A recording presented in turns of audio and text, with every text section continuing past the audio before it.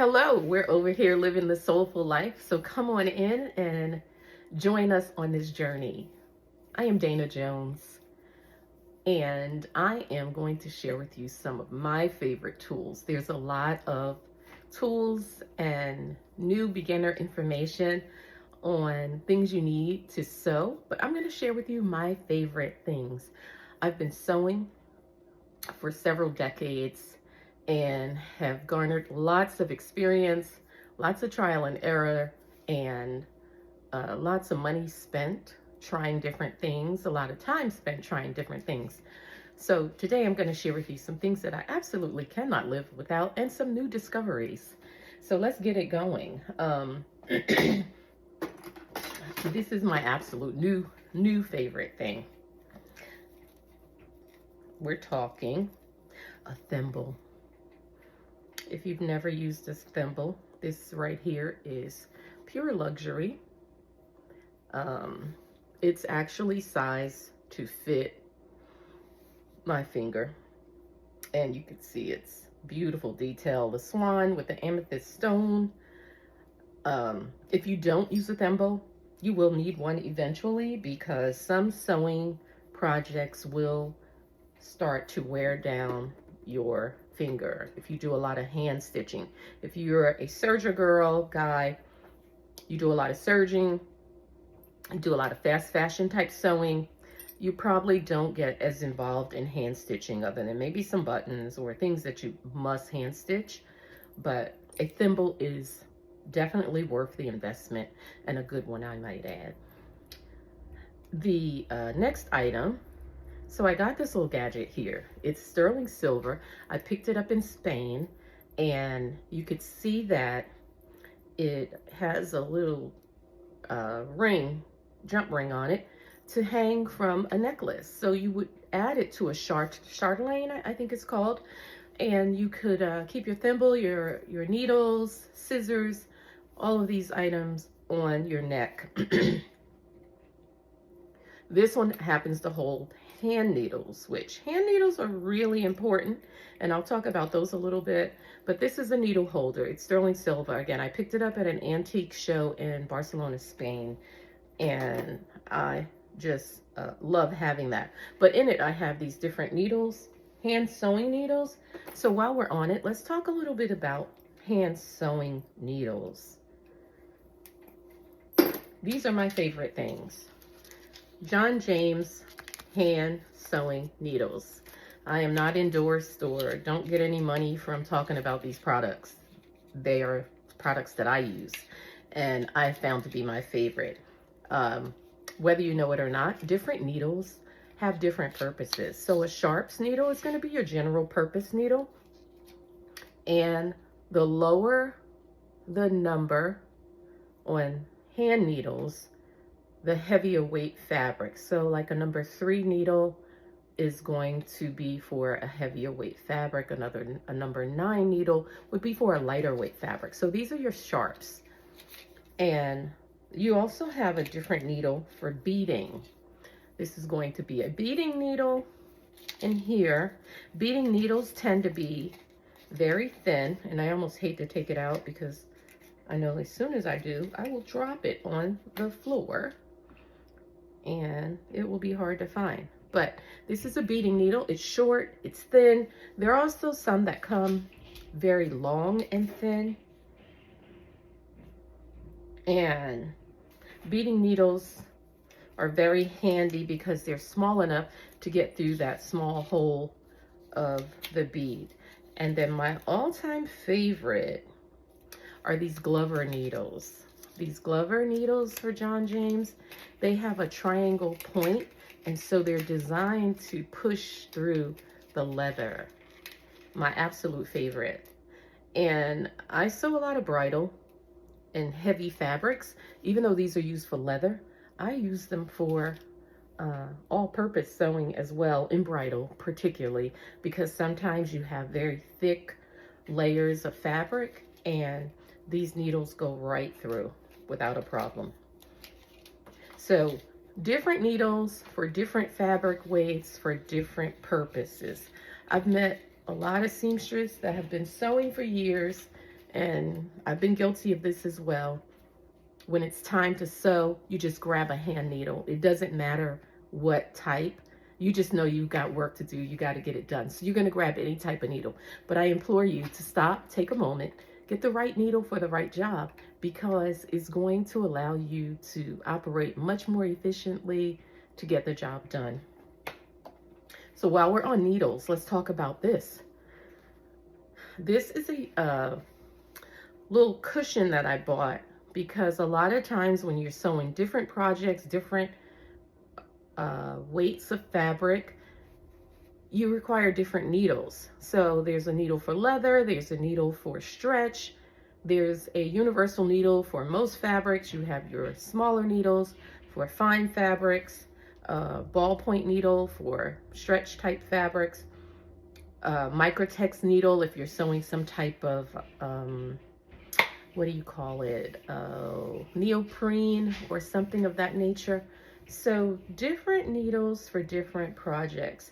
And if you find that your thread is skipping, your machine is skipping, you might want to check your tension and your needle, because oftentimes it's one or the other that's causing the problem. So again, I've been guilty of, got to get it done, got to get it done. I'm going to press on with the needle that's in the machine. Big mistake, because often you're going to find skipped stitches. The machine will start acting up and acting out like some petulant child, and you really need to address it and put the right needle for the right application. This little gadget here helps me to keep my needles all in place. So you could see it labels the type of needle and then the size of needle. So in this case, for sewing machine needles, the higher the number, the thicker the fabric.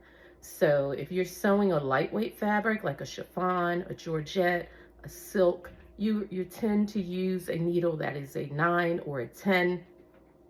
If you're sewing something heavyweight, you're going to be more in the 16, 18 size needle. And it could be much bigger, 24. The largest needle that I have is probably a 24. It depends on your machine. You'll have to check your manual to determine which needle fits for your machine, the highest number needle that you can use. Because again, the machine will act out if you are going too high. If you're trying to sew leather on your machine and you throw a 24 in there and your machine is only equipped to take a 20 or an 18, you're going to jam up that machine, probably throw your timing off or have some adverse effect. So right needle for the right application always works. Look it up, check it out. Another favorite thing, I would have to say, this is top tier right here. This is a French curve. So this French curve, if you do any type of pattern adjustments, or like myself, you do pattern making, you drape, you make your own patterns, you already know. This tool, if you haven't been exposed, it's called a French curve. This one I actually picked up in France several years ago, and it is, or was, signed by Julian it's kind of worn off. I've used it so much. Cristiano, he is a draper that's worked for a lot of the big fashion houses in Paris. And so I took a course there many, many years ago with him. But this French curve, you're going to be able to use it for lots of purposes. You can see all the different curves when you're trying to even out seams, sleeve holes, necklines. You want to draw something rounded. You have all the options. And what I like about all of these rulers, this is just one of probably, I'm looking around the room. There's probably 10 rulers in this room that I use. But this one is my favorite, and for good reason. You could see why. It has some sentimental value, but yet a very functional use. You can probably still buy these online. I'm not sure where he got them from, but they were gifted to us in the group, the class that I attended there in Paris about, I would say 10 years ago. So get you a good ruler, good French curve. And I pulled that one because it is my favorite. Like I said, I have about 10 rulers, yardsticks, T-squares, L rulers, hip curves, you name it. I have them all. So once you sew more, learn more, you start to invest in more tools to make your job more efficient. This next little gadget here, I absolutely love too. So again, if you make patterns or you're using commercial patterns that don't have a seam allowance, this is a nice little gadget that allows you to create the seam allowance. You can trace your seam allowance on whatever size you want. This one right here is probably positioned at a 5/8, but you can go out further. So you pull this out and you just make the seam allowance as wide as you want. I think that's 1.25 inches. So you could see here, you have each of these little spots that allow you to create your own seam allowance. So when you roll across your fabric, you're able to create a cutting line on the pattern without taking the ruler and going around the whole pattern to try to draw it out. You can just easily trace around, get your seam allowance. Love that. I love that for us, that's an option. So again, I said I would talk about all of my favorite things that I use in my work. I'm going to show you this very simple, best thing I've invested in lately. This is I call it a catch-all. It's magnetic. And so I'm able to sit it on top of my machine. I have an industrial machine, a Juki industrial. That's by far my favorite thing. If you don't have a Juki, get you one. Juki industrial machine. So this sits on top. I'm able to put my thread, bobbins, seam ripper. I usually keep a pair of snips in here. And because I'm always changing press-a-foots, I keep my screwdriver handy. Press-a-foot, needle, I need both of those to change. I need a screwdriver to change both of those. And then again, like I said, I usually keep a threader, needle threader, and a needle threader and my snips, both I keep in here. So you can see it has multiple holes that allow you to put whatever you want, and then you can keep your threads handy that you're working with, as well as a few bobbins. Best thing ever. I think I paid $1 or $2 for this on AliExpress. AliExpress is my new obsession. I used to be an Amazon girly, but I found that I can find a lot of the same things on AliExpress, much cheaper. It's all coming from China. I don't want to be the one to disappoint you, but it's a lot cheaper. And I order through AliExpress. A lot of my presser feet, I know people say, well, you have to get the original one from Juki. Yeah, okay, if you say so. I do that too when the situation calls for it. But what I have found is that many of these work just the same. I haven't had one that's failed me yet. And so you can see I have quite the collection of presser feet, and I store them here in this little case. I think I picked this case up at Joann Fabrics, or you can get them at Home Depot, any place you find organizers or containers sold. And it just happened to be very neat for holding presser feet, except for the walking foot. It's a little awkward. So you can find some of these where you can make the compartments the size you want to keep them stored. And then I just went and wrote on top what each foot does, because when you're in the thick of the moment and you're working fast, you don't have time to be sorting through and thinking about what does that foot do? What's this one for? Or trying to remember which one goes for what. But this is my latest obsession. Again, talking about getting the right tools to do the job. If you have any type of vinyl, slick fabric, a Teflon foot, leather, vinyl, anything slick. I had some plastic that I was sewing on, vinyl. It does wonders. It's going to allow that fabric to glide across. So I have one for zippers, and I have one for straight stitching. This is going to be for zippers. So that's just an example of having the right tools for the job. This one, I think I talked about in another video. It allows you when you're doing quilted fabric. I had a job one time doing a lot of quilted leather, and so the batting kept getting caught on the regular foot.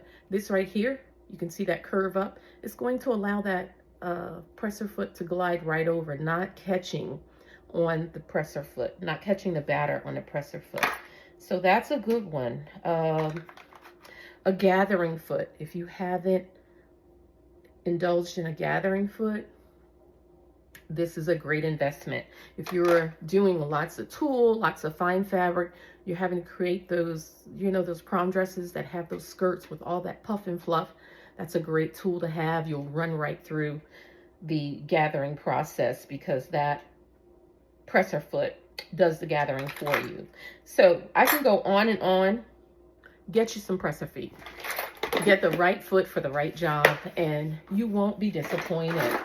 So those are my favorite things for today, my favorite tips. If you see something you like, feel free to comment below. If you have questions about any of the things I showed, if you're a presser foot hog, let me know. I like to know that I'm in good company. But most importantly, if you like this video, you want to see more, drop some comments below. Make sure you subscribe, like, and share. Tell some other people to join us over here on the Soulful Journey. We're starting this journey, and we'd love to have you come along. Thank you.